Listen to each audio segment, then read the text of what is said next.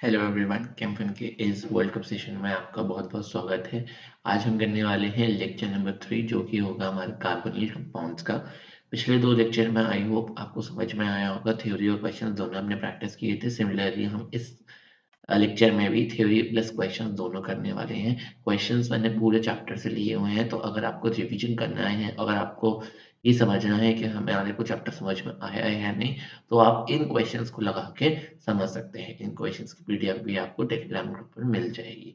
ठीक है, आज इस चैप्टर में हम कार्बोनिल कंपाउंड करेंगे और फिर आने वाले लेक्चर में हम लोग करेंगे अपना नाइट्रोजन कंटेनिंग कंपाउंड्स। और इसी तरह से हम लोग पूरा सिलेबस रिवाइज कर लेंगे। अगर आप कुछ डिमांड है, अगर आपके प्री बोर्ड्स में, मिड एग्जाम्स में कुछ ऐसे चैप्टर्स आ रहे हैं जो हम कवर नहीं कर पा रहे हैं, तो आप मुझे बता सकते हैं। हम उसकी एक्स्ट्रा क्लास लेके उस चैप्टर्स को कवर करा लेंगे ताकि आपको एग्जाम्स में दिक्कत ना हो। ठीक है, तो वर्ल्ड कप तो फाइनल की ओर अप्रोच कर रहा है और हम होप करते हैं कि हम लोग भी सारे चैप्टर्स का तब तक रिवीजन कर लेंगे। ठीक है, आगे मूव करते हैं। ये हमारे चैप्टर्स थे। इसमें से अगर मैं बताऊं कि हम लोगों ने कौन कौन से कर लिए, तो हमने ये कर लिया, ये कर लिया, ये कर लिया। इसी तरह से टीम्स भी नॉकडाउन हो रही हैं। इंग्लैंड भी वर्ल्ड कप से बाहर हो चुकी है। इस तरह से हाइड्रोएल्केन्स, अल्कोहल्स और एल्डिहाइड ये तीन भी वर्ल्ड कप से बाहर हो चुके हैं। अब अगला नंबर आएगा नेक्स्ट लेक्चर में, ऑर्गेनिक कंपाउंड्स कंटेनिंग नाइट्रोजन का। ठीक है, एंड देन उसके बाद करेंगे हम बायोमोलिक्यूल्स। इस तरह से हम अपने 31 नंबर पूरे सिक्योर कर लेंगे। ठीक है, फिर कहानी रह जाएगी 39 मार्क्स की, जो कि हम धीरे-धीरे करके कंप्लीट कर लेंगे। अब आपके पेपर को टाइम है, तो परेशान होने की ज़रूरत नहीं है। ठीक है, मूव करते हैं आगे। तो ये हमारा मैच जो होगा, इसमें होगा कार्बोनिल कंपाउंड्स के साथ। पर याद रखना, मैंने आपको हमेशा से बताया हुआ है कि ऑर्गेनिक केमिस्ट्री लिंक्ड होती है। ऐसा नहीं है अगर कि कार्बोनिल कंपाउंड्स पढ़ रहे हैं तो हमारी काम नहीं आएगी पहले की केमिस्ट्री। आपको इसमें क्लास 11th के एल्केन्स एल्काइंस भी काम आएंगे। आपको क्लास 12th के जो एल्केन्स और अल्कोहल फिनोल्स ईथर्स है वो भी अभी तक के काम आएंगे, क्योंकि उसकी सिंथेसिस में या तो उनकी सिंथेसिस मतलब एज अ प्रिकर्सर जो होते हैं रिएक्टेंट्स, एज अ रिएक्टेंट्स वो यूज हुए होंगे फॉर्मेशन में कार्बोनिल कंपाउंड्स के, या फिर कार्बोनिल कंपाउंड्स किसी स्पेसिफिक रिएक्शन में वो वाले प्रोडक्ट्स दे रहे होंगे। जैसे ओजोनोलिसिस की रिएक्शन है, जैसे कि आपकी ग्रिग्नार्ड रीजन के साथ रिएक्शन है, जैसे कि रिडक्शन की रिएक्शन है, जैसे ऑक्सीडेशन की रिएक्शंस हैं। ठीक है, ये हमारे टेलीग्राम चैनल का क्यूआर कोड है। अगर आपने टेलीग्राम चैनल ज्वाइन नहीं किया है तो आप इस क्यूआर कोड को स्कैन करके टेलीग्राम चैनल को ज्वाइन कर सकते हैं। इसमें आपको मिलेंगी सारी अपडेट्स, सारी पीडीएफ्स, सारे टेस्ट, सारे जो भी शेड्यूल है जो मैं आगे कराने वाला हूँ, उस सब की जानकारी आपको इस टेलीग्राम चैनल पर मिल जाएगी। Do join this channel for any updates, any queries. इसके संग इसमें एक डिस्कशन ग्रुप भी है जिसमें आप आपस में भी डिस्कशन कर सकते हैं। मुझे फोटो खींच के अपने क्वेश्चन को पूछ सकते हैं, या फिर आप मुझे पर्सनल चैट करके भी पूछ सकते हैं। अगर आपको ऐसा नहीं करना है तो यहाँ पे जो है मेरी मेल आईडी भी रखी है campus22@yahoo.com। आप इस पर मेल करके अपनी क्वेरीज को पूछ सकते हैं। ठीक है, और आपको पूरा सिलेबस मिलेगा इसमें फ्री ऑफ कॉस्ट। आपका रिवीजन हो रहा है, इससे अच्छा रिवीजन आपको कहीं नहीं मिलेगा, क्योंकि इसमें मैं पूरा चैप्टर टच कर रहा हूँ, क्वेश्चंस प्लस थ्योरी दोनों के साथ। अगर आपको हल्का हल्का चैप्टर अपना पढ़ा हुआ है तो आप इससे रिवीजन कर सकते हो। अगर बिल्कुल नहीं पढ़ा है तो आप इससे एक आइडिया ले सकते हो कि किस तरह से आप पढ़ेंगे। आपको उसमें 80% तो समझ में आ जाएगा, क्योंकि आपने पहले नहीं पढ़ा होगा तो थोड़ी सी दिक्कत आ सकती है, क्योंकि हम इसमें रैपिड फॉर्मेट में करने वाले हैं। आज हमारे को 1 घंटे के अंदर थ्योरी और क्वेश्चंस दोनों करने हैं। ठीक है, और लास्ट में दूँगा मैं आपको थोड़ा-सा होमवर्क जो आपको करना है, और कुछ डाउट हो तो आप जो है टेलीग्राम पर पूछ सकते हो, मैं उसे रिज़ॉल्व कर दूँगा। चलो, बिना किसी देरी के कार्बनिक कंपाउंड शुरू करते हैं। अभी हम करने वाले हैं कंसेप्ट या कॉन्सेप्ट करने वाले हैं हम इसका। देखो, कार्बनिक कंपाउंड्स कौन से होते हैं? कार्बनिक कंपाउंड्स हमारे 3 टाइप के होते हैं। एक होते हैं हमारे ये, जिन्हें दुनिया एल्डिहाइड के नाम से जानती है। ये, जिन्हें दुनिया कीटोन के नाम से जानती है। और एक ये,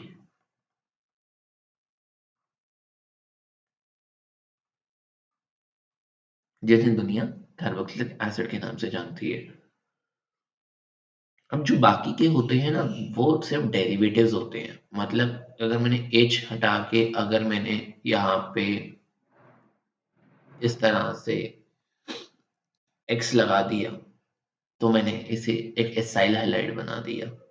तो ये मैं डेरिवेटिव बना रहा हूँ, ये सिर्फ एक डेरिवेटिव है, ठीक है। सिमिलरली यहाँ पे मैंने ये R हटा के यहाँ पर दो कार्बोनिल को ज्वाइन कर दिया इस तरह से। तो मैंने यहाँ क्या बना दिया, मैंने यहाँ पे आपका वो बना दिया, एक मिनट,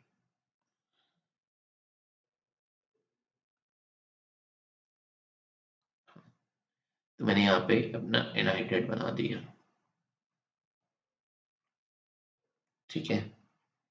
सिमिलरली अगर मैंने ये कर दिया तो मैंने अपना एस्टर बना दिया,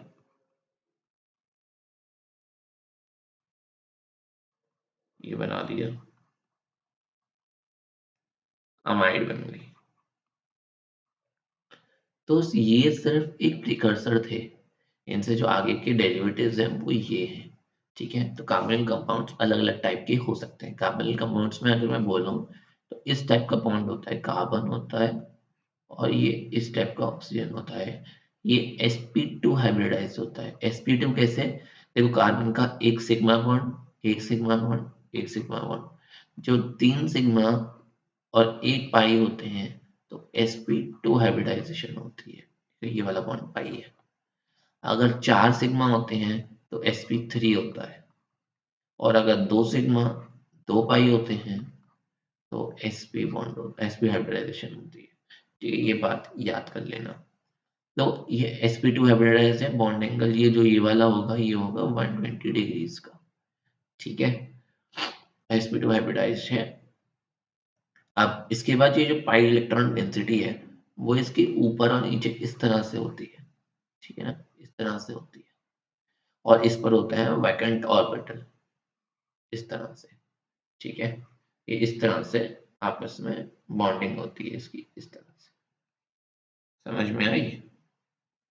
तो ये आपका, अगर मैं इसे 3D में दिखाऊं आपको, तो ये इस तरह से हो जाएगा कि ये वाला बॉन्ड तो आपका पाई बॉन्ड की इंटरेक्शंस है, ये पाई बॉन्ड है, और बीच में ये होगा सिग्मा बॉन्ड इसके बीच में, ठीक है। और इलेक्ट्रॉन डेंसिटी जो होती है, इलेक्ट्रॉन क्लाउड जो होता है ऊपर और नीचे होता है। हमें पता है कि लैटरल ओवरलैपिंग और साइड वाइज ओवरलैपिंग का कॉन्सेप्ट हमारे को पता है, ओके।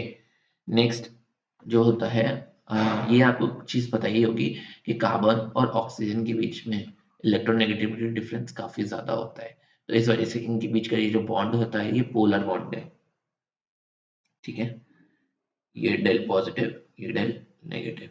तो इनके बीच का जो बॉन्ड होता है ये बहुत ही पोलर बॉन्ड होता है, पोलर बॉन्ड है, ठीक है। नेक्स्ट आगे मूव करते हैं हम लोग। अब बात करते हैं हम लोग प्रिपरेशन की, प्रिपरेशन की बात करते हैं, ठीक है ना। प्रेप, प्रेप लिख देता हूँ मैं, प्रिपरेशन। अब हमारे को एल्डिहाइड्स बनाने हैं जैसे, तो कैसे बनेंगे, तुम ये ले लो पीसीसी, ये ले लो पीडीसी, या ले लो जोन्स, या ले लो कॉलिन्स, ठीक है। कुछ नहीं करना तुम्हारे को, अल्कोहल लेना है, प्राइमरी अल्कोहल लेना है, इनमें से कुछ भी डाल दो, कुछ भी डाल दो इनमें से, आपको अपना एल्डिहाइड मिल जाएगा, प्राइमरी एल्डिहाइड मिल जाएगा, ठीक है।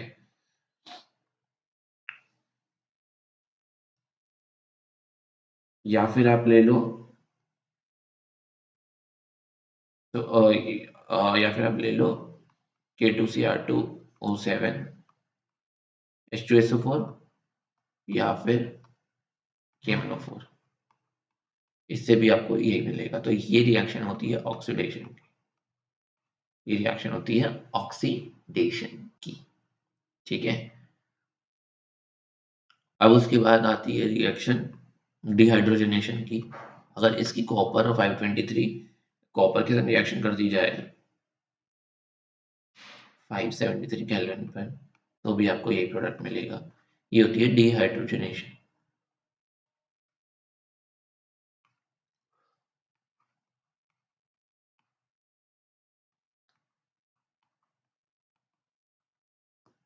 नेक्स्ट रिएक्शन है हाइड्रोकार्बन्स के साथ।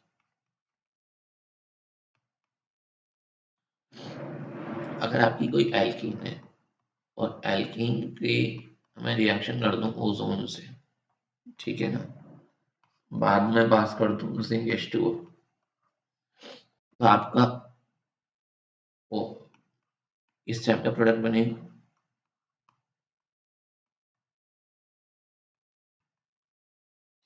ठीक है,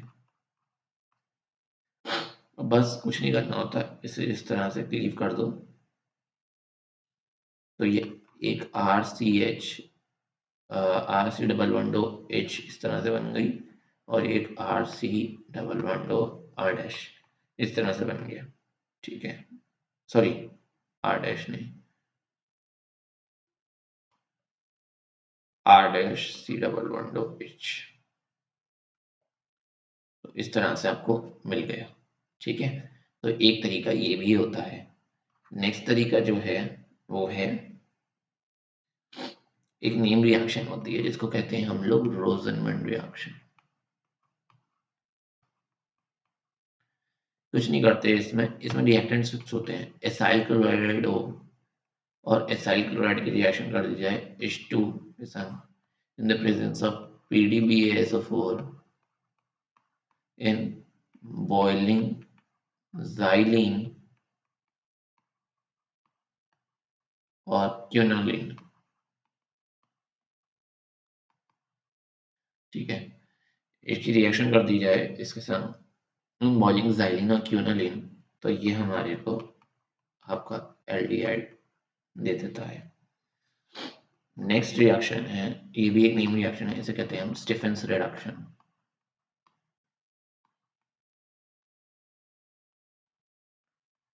स्टीफेंस रिडक्शन, इसमें क्या करते हैं, इसमें हम लोग SnCl2 और HCl से पहले बना लेते हैं SnCl4, और दो आपको मिल जाएंगे नेसेंट हाइड्रोजन। ये काम करते हैं आगे का, कब, अगर आपकी साइनाइड हुआ अगर आपके किसी के साथ, उसकी हम लोग HCl के संग रिएक्शन कराएं और ये वाले हाइड्रोजन नेसेंट यूज करें, ठीक है, तो आपका ये रिड्यूस हो जाता है। पहले तो आपका इस तरह से बनेगा,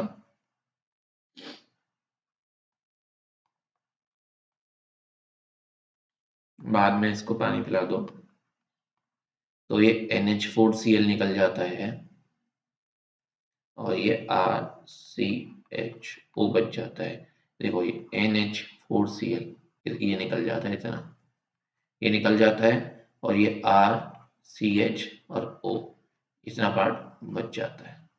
ठीक है, तो आपकी ये नेम रिएक्शन है जिसे हम कहते हैं स्टीफेंस रिडक्शन। ठीक है, अब अगर आपको स्पेशली प्रिपेयर करना है बेंजल्डिहाइड, बेंजल्डिहाइड, तो इसके लिए एक रिएक्शन होती है जिसे कहते हैं इटार्ड्स रिएक्शन। कुछ नहीं करना है, इसमें टोलुइन लो, टोलुइन की रिएक्शन कर दो क्रोमाइल क्लोराइड से in the presence of carbon disulphide. ठीक है, आपको एक इंटरमीडिएट प्रोडक्ट बनेगा, उस इंटरमीडिएट प्रोडक्ट की हाइड्रोलिसिस कर दो तो आपको बेंजल्डिहाइड मिल जाएगा।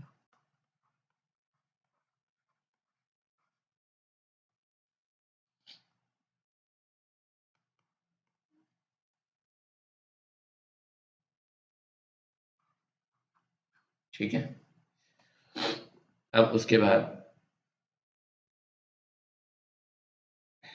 एक रिएक्शन होती है जिसे हम कहते हैं, इसमें नेम रिएक्शंस काफी हैं तो याद रख लेना है ना इन्हें। गैटरमैन कॉच, इसमें क्या होता है, ये आपकी बेंजीन है, COHCl के साथ रिएक्शन करती है। ये CO आपका कार्बन मोनोऑक्साइड है, कोबाल्ट नहीं है। ठीक है, एनहाइड्रस AlCl3 और CuCl इसके साथ रिएक्शन कर देते हैं तो आपका बेंजल्डिहाइड डायरेक्टली बन जाता है। ठीक है, बेंजीन से बनाना हो तो ये यूज कर सकते हैं। अब आती है प्रिपरेशन ऑफ कीटोन।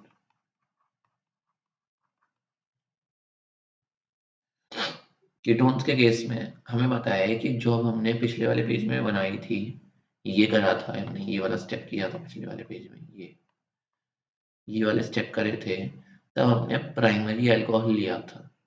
अगर हम इनकी जगह सेकेंडरी अल्कोहल ले लें, अगर हम लोग 2 डिग्री अल्कोहल लेते हैं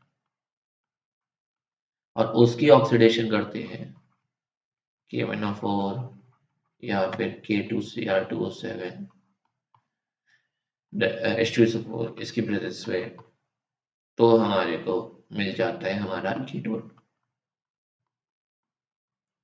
ठीक है, तो हमारे को मिल जाता है हमारा कीटोन। या फिर एक चीज, कॉपर भी तो यूज किया था, कॉपर 573 केल्विन, ये भी यूज कर सकते हैं, है ना। उसके बाद ओजोन एनालिसिस करी थी, वो भी कर सकते हैं। ठीक है, ओजोन एनालिसिस में हम लोगों ने जो एल्कीन यूज करी थी, अब इस बार जो एल्कीन यूज होगी, वो पहले हमने जो एल्कीन यूज करी थी वो ये यूज करी थी, ये यूज करी थी एल्डिहाइड में। यहाँ जो एल्कीन यूज होगी वो ये यूज होगी।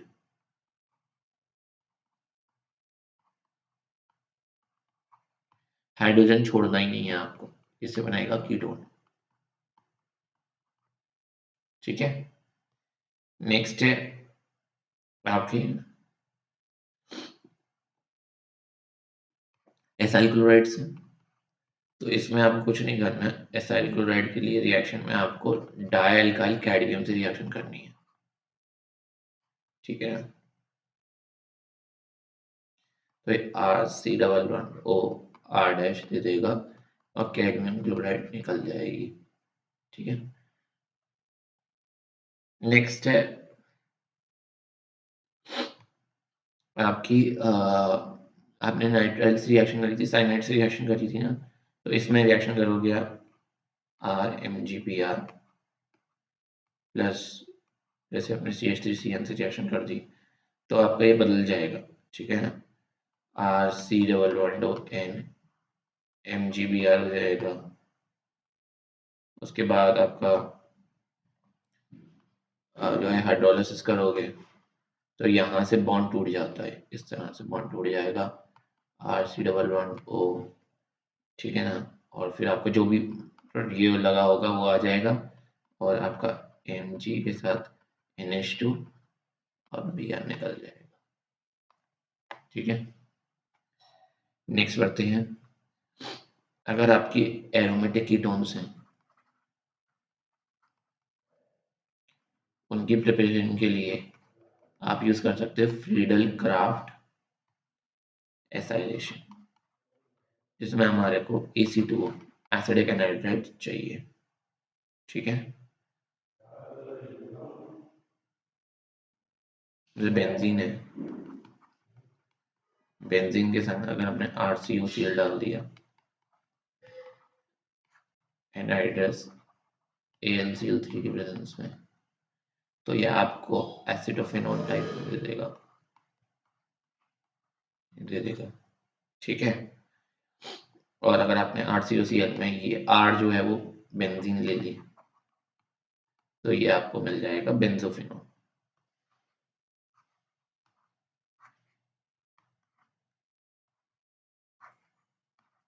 ठीक है, ये मिल जाएगा बेंजोफिनोन,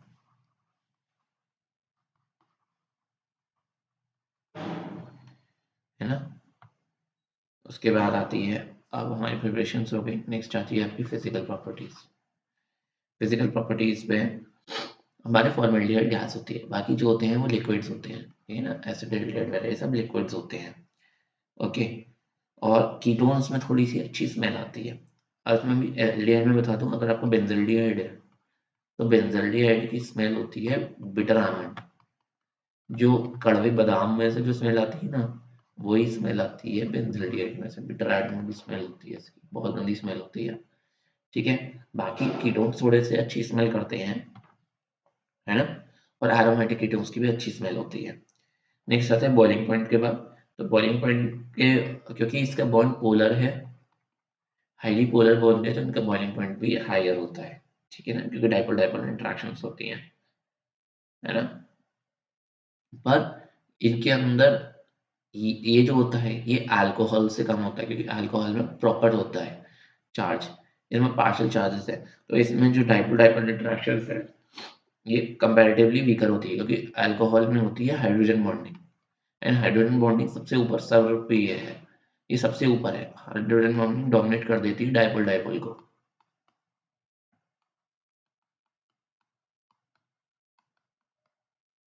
तो हमेशा अल्कोहल ज्यादा ही रहेगा इनसे,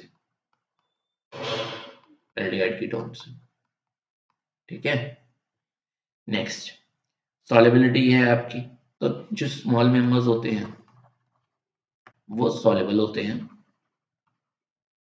क्योंकि, ठीक है ना, पर जो बड़े होते हैं, जैसे साइज इंक्रीज होता है तो सॉल्युबिलिटी डिक्रीज हो जाती है। क्यों? क्योंकि अब जो पोलर और नॉन पोलर के बीच में पार्ट है ना, उसमें नॉन पोलर पार्ट बढ़ता चला जाता है ना, तो इसलिए उनकी सॉल्युबिलिटी डिक्रीज होती जाती है।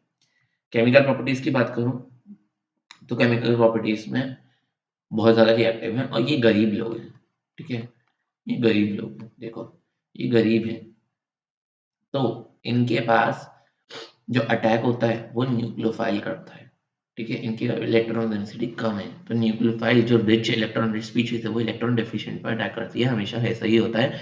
जो ताकतवर होता है वो कमजोर को दबाने की कोशिश करता है, वैसे ही यहाँ होता है। और पर ये थोड़ा सा दयालु है, ये क्या करता है, ये इसमें से धक्का मार के नहीं निकालता, इसमें अपने अंश को जोड़ लेता है इस पर, ठीक है, अपने अंश को इस पर जोड़ लेता है, मतलब इसे डोमिनेट नहीं करता, धक्का मार के इसके बाहर नहीं निकलता, इसके अपने अंदर अंश को जोड़ लेता है, तो ये एडिशन करता है। न्यूक्लियोफिलिक एडिशन रिएक्शंस होती हैं इसके अंदर। अब न्यूक्लियोफिलिक एडिशन के लिए तो जो न्यूक्लियोफाइल होगा वो उसे तो अमीर होना पड़ेगा ना, और यानी गरीब होना पड़ेगा। अब गरीब की बात करी जाए तो गरीब में, अब मुझे ये बताओ कि एक ये है, एक ये है, कौन इनमें से ज्यादा गरीब है, सोच के बताओ एक minute. Which of the following is more electrophilic? आपके पास 10 सेकेंड से सोच लो, कमेंट बॉक्स में आंसर दो, वेट कर रहा हूँ।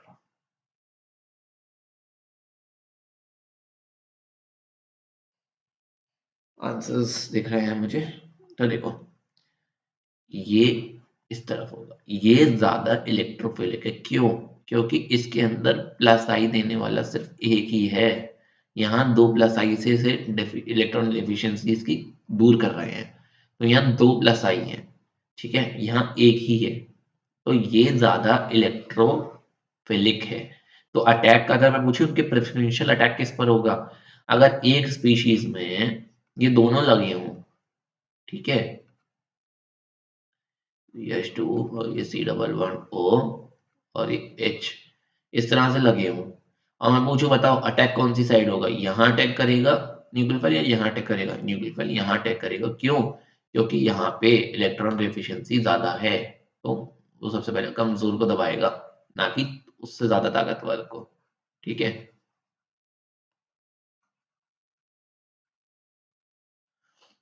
नेक्स्ट, ये कॉन्सेप्ट समझ में आ गया, आगे बढ़ते हैं। आगे का कॉन्सेप्ट है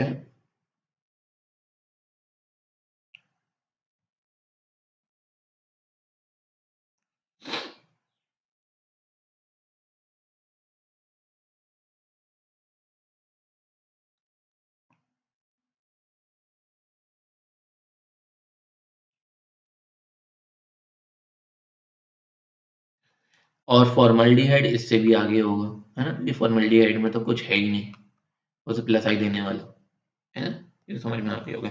अब है रिएक्शंस। अब इन्हीं न्यूक्लियोफिलिक, देखो सारी रिएक्शंस एक जैसी हैं, एक दो समझाऊंगा, बाकी सब एक जैसी हैं सब, ठीक है। जैसे हमारा ये है, अगर मैं एच साइनाइड से रिएक्शन कराता हूँ तो साइनाइड के पास एक नेगेटिव चार्ज है ना। अब साइनाइड के पास नेगेटिव चार्ज है तो ये यहाँ अटैक करेगा, ये बॉन्ड इधर जाएगा। तो प्रोडक्ट कैसा बनेगा, ये प्रोडक्ट इस तरह से बन जाएगा, यहाँ साइनाइड लग जाएगा और ये O नेगेटिव आ जाएगा। ठीक है, बाद में इसमें H+ देंगे, इसे वर्कअप करेंगे इसका, तो ये हमारा इस तरह से हो जाएगा। तो देखो ये आपका एडिशन प्रोडक्ट बन गया। ठीक है, ये जुड़ गया, आप इसका एक अंश इसमें जुड़ गया, कुछ गया नहीं इस पर से, कार्बोनिल पर से। ठीक है, और इस स्पीशीज को कहते हैं साइनोहाइड्रिन। ठीक है, अगर मैं साइनोहाइड्रिन की हाइड्रोलिसिस कर दूं तो आपको अल्फा हाइड्रोक्सी एसिड्स मिल जाते हैं, और अगर मैं इसकी रिडक्शन कर दूं LiH AlH4 वगैरह से, तो आपको इसमें जो साइनाइड है ये रिड्यूस हो जाएगा CH2NH2 में। तो अब देखो एक कार्बन बढ़ गया, तो ये मिल जाएगा आपको बीटा अमीनो अल्कोहल। इसमें अल्फा अमीनो एसिड था, क्योंकि ये वाला पार्ट जो है वो COH में चेंज हो जाएगा। यहाँ पर आपको मिलेगा बीटा अमीनो अल्कोहल, क्योंकि एक कार्बन बढ़ गया तो ये अब पोजीशन बीटा हो गई, ये वाली। ठीक है ना, अल्फा नहीं, बीटा हो गई।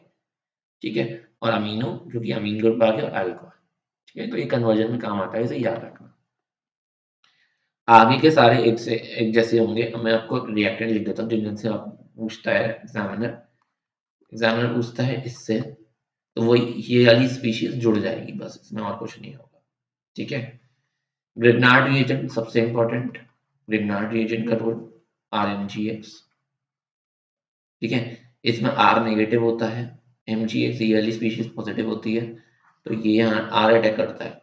ठीक है ना, तो वही इससे R जुड़ जाएगा। ठीक है, और OMgX इस तरह से है, और ये OMgX का जब हमारी हाइड्रोलिसिस होगी तो ये इस तरह से निकल जाएगा, तो ये हमारा अल्कोहल बनाने के काम आता है। ठीक है, ये हमारा अल्कोहल बनाने के काम आता है। अब अल्कोहल बना, अगर हम इसकी अल्कोहल इसमें अल्कोहल डाल दें तो क्या होगा, अल्कोहल डाल देते हैं तो सबसे पहले बनता है इसमें हेमी एसिटल। ठीक है, हेमी एसिडल्स बनते हैं अगर आपका, और उसके बाद आगे जाके बनते हैं वो एसिटल्स। ठीक है, अगर आपका ये इस तरह से हो जाए, ये तो होना ही होना था OH के साथ, अगर ये यहाँ आ जाए, एक ही आ जाए, तो ये होता है हेमी। पर अगर ये इस तरह से आ जाए तो इसे बोलते हैं एसिटल। ये तब हम यूज करते हैं जब हमारे को प्रोटेक्शन करना होता है, प्रोटेक्शन और डिप्रोटेक्शन में यूज होता है ये। ठीक है, अगर कीटोन के संग ऐसा करेंगे तो कीटोन में हेमी का कुछ नहीं होता, सीधा कीटोन देता है कीटन्स। ठीक है, देन आती है अमोनिया की संग, अमोनिया और उसके डेरिवेटिव्स के संग रिएक्शन। नंबर 4 है अमोनिया एंड इट्स डेरिवेटिव्स। आपको हमेशा अमोनिया को इस तरह से लिखना है, ये आपको एक एच शब्द को देना ही देना है, अलग कर देना है। अगर ये इस तरह से रिएक्शन करे अमोनिया, तो इस तरह से बन जाता है, इसमें आपका जो निकलता है वो आपका H2O निकल जाता है। ठीक है, ये आपका इस तरह से बन जाती है, इसे कहते हैं हम इमीन। ठीक है, ये किस तरह से हुआ, ये जिस तरह से आपका ये था,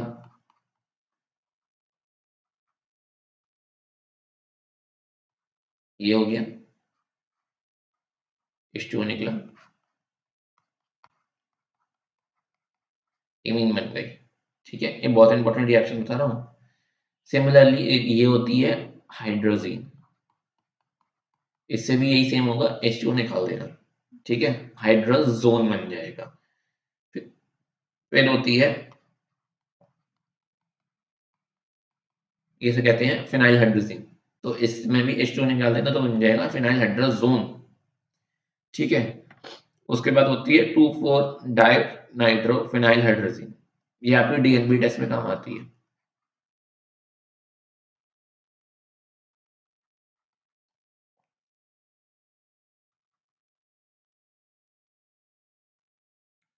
कुछ नहीं है, बस एक ये वाला पार्ट लगा दिया, इसे R मान लो और ये H2O निकाल दो, तो इससे बन जाएगा फिनाइल हाइड्रोजोन। ठीक है, इस तरह से ये होता है आपका NH2OH, इसे कहते हैं हम हाइड्रोक्सिलामीन। ठीक है, इससे बन जाता है आपका ऑक्साइन। वही करना है, सेम वही निकालना है आपको H2O। उसके बाद होता है NH2 NH, और इसमें साइड में कुछ भी लगाते रहो वो तो चीज क्या मैटर करता है। ये हो गया, इसे कहते हैं सेमी कार्बोजाइड। इससे बन जाएगा आपका सेमी कार्बोज जोन। ये आपको एक कैरेक्टरिस्टिक होता है डेरिवेटिव। जब भी आपको चेक करना होता है कि आपका लैब में सिंथेसाइज जो कंपाउंड है वो एल्डिहाइड है, कीटोन है, तो आप सेमी कार्बोजाइड बना लेते हैं और सेमी कार्बोजाइड का मेल्टिंग पॉइंट लेके देख लेंगे कि इस डेरिवेटिव का मेल्टिंग पॉइंट उसके डेरिवेटिव के मेल्टिंग पॉइंट से मैच कर रहा है या नहीं। अगर कर रहा है तो आपको कंफर्म हो जाता है कि जो आपका कंपाउंड है लैब में अननोन कंपाउंड, वो आपका एल्डिहाइड है या मतलब कार्बोनिल कंपाउंड है। ठीक है, ये कंफर्म करने के लिए होता है कार्बोनिल कंपाउंड को।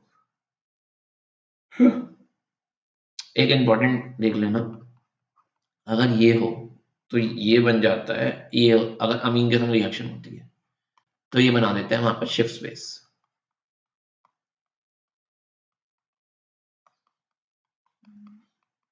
उसमें एच था तो वो इमीन बन गई थी, अगर ए आर हो तो ये हो जाता है शिफ्ट स्पेस। ये बहुत बहुत बहुत इंपॉर्टेंट रिएक्शन हैं। अब रिएक्शन है रिडक्शन की। तो रिडक्शन में जिस तरह से होगा, एल्डिहाइड्स होंगे प्राइमरी अल्कोहल्स में रिड्यूस, कीटोन्स होंगे सेकेंडरी में रिड्यूस। ठीक है, रिडक्शन के लिए आप यूज कर सकते हो LiAlH4 NaBH4। ठीक है, Ni या Pt in H2 presence of H2। ठीक है, अगर आपको एल्डिहाइड कीटोन्स की जगह नहीं करना है इन्हें रिड्यूस, सीधे एल्केन्स में रिड्यूस करना है, तो आप लोग दो रिएक्शन यूज कर सकते हैं। पहली रिएक्शन है इसका नाम है क्लेमेंसन रिडक्शन,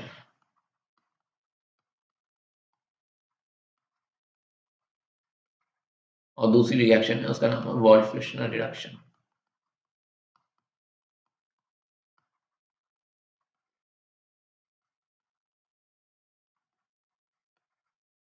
ये दोनों रिएक्शन जो होती है ना, उनसे आप सीधे इन्हें कन्वर्ट कर सकते हो एल्केन्स।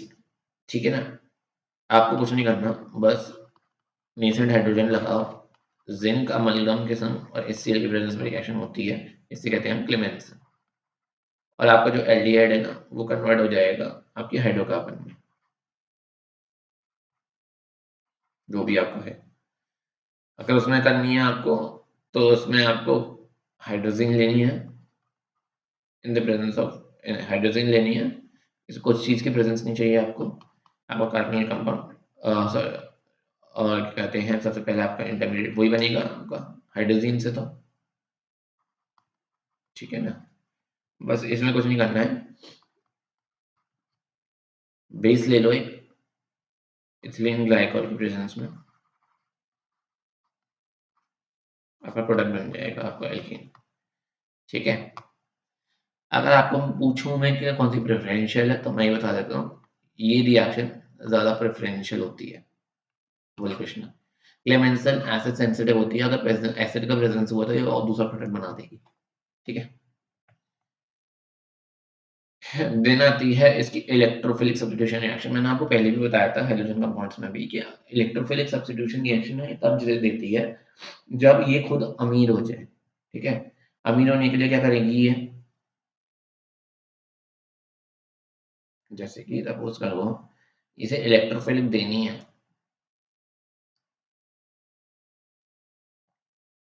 तो ये किस तरह से इलेक्ट्रोफिलिक देगी। बेंजीन सबसे पहले तो एरोमेटिक सिस्टम है, एरोमेटिक सिस्टम में अगर हमारा CHO लगा हुआ है हमारा, है ना, तो एरोमेटिक सिस्टम बेंजीन है, बेंजीन तो इलेक्ट्रॉन रिच होती है, इसमें डीलोकलाइजेशन ऑफ इलेक्ट्रॉन से इलेक्ट्रॉन रिच हो जाती है, रेजोनेंस स्टेबलाइज। पर इसमें जो CHO ग्रुप लगा हुआ है ये होता है आपका इलेक्ट्रॉन विड्रॉइंग ग्रुप और इमीडिएट एडिक्टिंग ग्रुप, जिस वजह से ये रिएक्शंस इलेक्ट्रोफिलिक सब्स्टिट्यूशन भी दे देती है।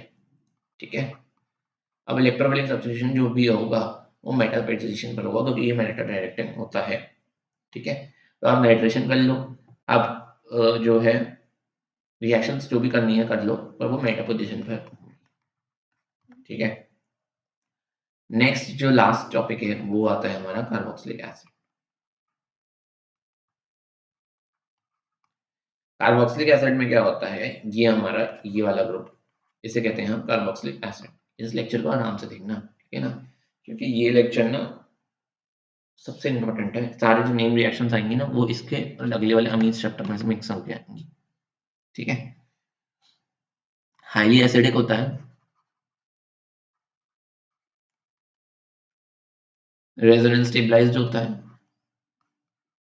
ऑक्सीजन पर है लोन पेयर, इस तरह से जाएगा, और इस तरह से ये रेजोनेंस स्टेबलाइज्ड होता है।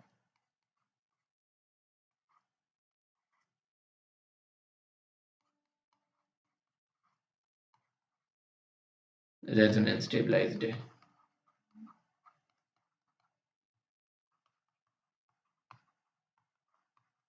ठीक है। उसके बाद बात आती है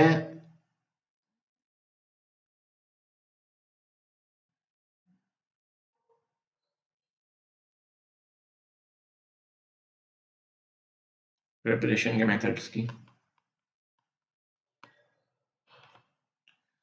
सबसे पहले मैंने बोली थी ऑक्सीडेशन होगी। अब ऑक्सीडेशन अगर विगरस हो जाए,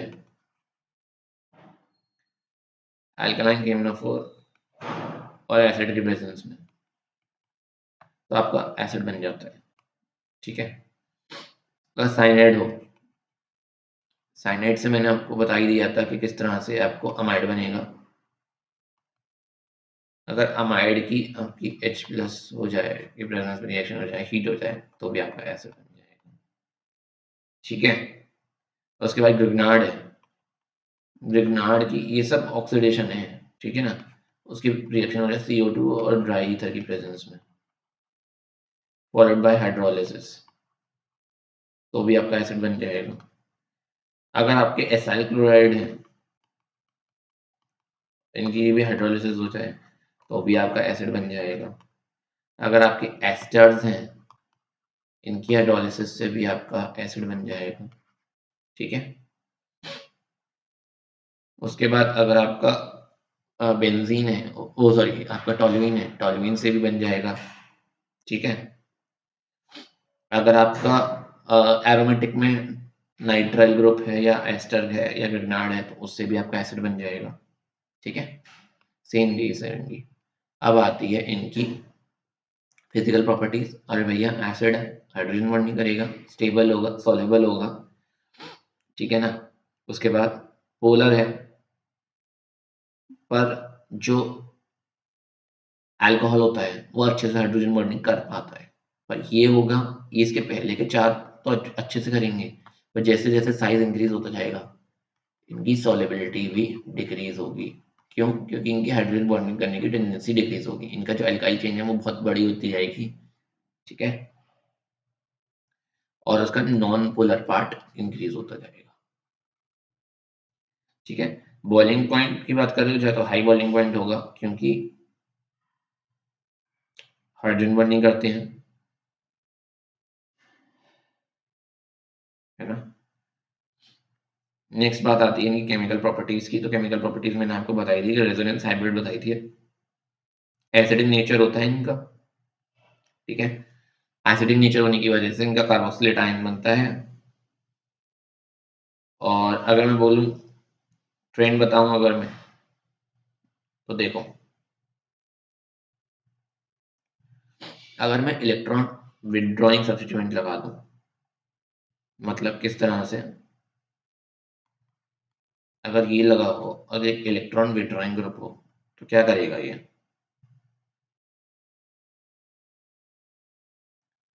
क्या करेगा इलेक्ट्रॉन विदड्रॉइंग ग्रुप? हमारे को कराना है अटैक, अटैक के लिए चाहिए हमारे को गरीब स्पीशीज, जितनी गरीब होगी उतना उसका अटैक अच्छे से होगा, ठीक है। और एसिड था, एसिड रेजोनेंस स्टेबलाइज था, अटैक होना मुश्किल था, मैंने लगा दिया इलेक्ट्रॉन विदड्रॉइंग ग्रुप, है ना। मतलब एसिड है, एसिड पर इलेक्ट्रॉन विदड्रॉइंग ग्रुप लगा दिया, सॉरी ये मैंने गलत लग दिया, ये लगा दिया एसिड पर मैंने इलेक्ट्रॉन विदड्रॉइंग ग्रुप। अब इलेक्ट्रॉन विदड्रॉइंग ग्रुप से क्या होगा, इलेक्ट्रॉन विदड्रॉइंग ग्रुप में इलेक्ट्रॉन डेंसिटी खींचेगा, इलेक्ट्रॉन डेंसिटी खींचेगा, ये इलेक्ट्रॉन डेफिशिएंट होगा, इलेक्ट्रॉन डेफिशिएंट होगा तो इस पर अटैक जो होगा वो मोर प्रोन होगा, more prone, more prone attack होगा, ठीक है ना। तो इलेक्ट्रॉन विदड्रॉइंग ग्रुप इसकी जो है टेंडेंसी रिएक्टिविटी को इंक्रीज करता है। और एसिडिटी भी इंक्रीज करता है, ठीक है ना, क्योंकि इसका जो होता है एसिडिटी हम जैसे मेजर करते हैं स्टेबिलिटी ऑफ कॉन्जुगेट बेस से, तो इसका कॉन्जुगेट बेस ज्यादा स्टेबल होगा, ठीक है। अगर इलेक्ट्रॉन रिलीज कर रहा है तो इलेक्ट्रॉन डेंसिटी इसमें देगा ही और देगा, तो ये जो होता है ये एसिडिक कैरेक्टर को डिक्रीज करेगा। नेक्स्ट है, सपोज करो आपके पास एक ये है, एक अगर आपके पास ये है,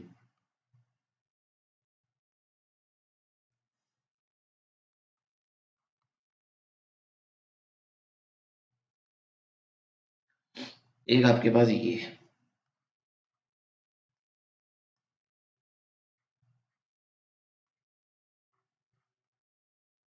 एक आपके पास ये है, तो मैं आपसे पूछूं कि इसमें से बताओ एसिडिक स्ट्रेंथ किसकी ज्यादा होगी, तो भैया जितने इलेक्ट्रॉन विड्रॉइंग ग्रुप होंगे उतनी ज्यादा स्ट्रेंथ होगी, सिंपल सी बात है। अगर मैं इलेक्ट्रोनेगेटिविटी की बेसिस पर पूछूं तो ब्रोमीन, क्लोरीन और फ्लोरीन, इलेक्ट्रॉन नेगेटिविटी जितनी ज्यादा होगी, इलेक्ट्रॉन नेगेटिविटी जितनी ज्यादा होगी उतना ज्यादा इलेक्ट्रॉन विड्रॉ करेगा, मोर द इलेक्ट्रॉन विड्रॉ, ठीक है, ठीक है। तो ये ऑर्डर फॉलो होगा इलेक्ट्रोनेगेटिविटी में भी, है ना। हाँ, उसके बाद आता है बेंजोइक एसिड के सब्स्टिट्यूएंट्स का। बेंजोइक एसिड पर भी सेम चीज वैलिड है, पर उस पर एक चीज नहीं आ जाती, जैसे कहते हैं हम ortho effect, steric inhibition of resonance. मतलब अगर कोई ऐसा सब्स्टिट्यूएंट लग जाए जो ऑर्थो पोजीशन पर आ जाए, बल्कि ग्रुप आ जाए, तो वो क्या करता है, उसे रेजोनेंस में जाने नहीं देता, रेजोनेंस में जाने नहीं देता तो उसे वो स्टेबलाइज नहीं होने देता, तो वो उसकी स्टेबिलिटी को डिक्रीज कर देता है, ठीक है, क्योंकि वो हिंड्रेंस क्रिएट करता है उसको रेजोनेंस में जाने से, ठीक है।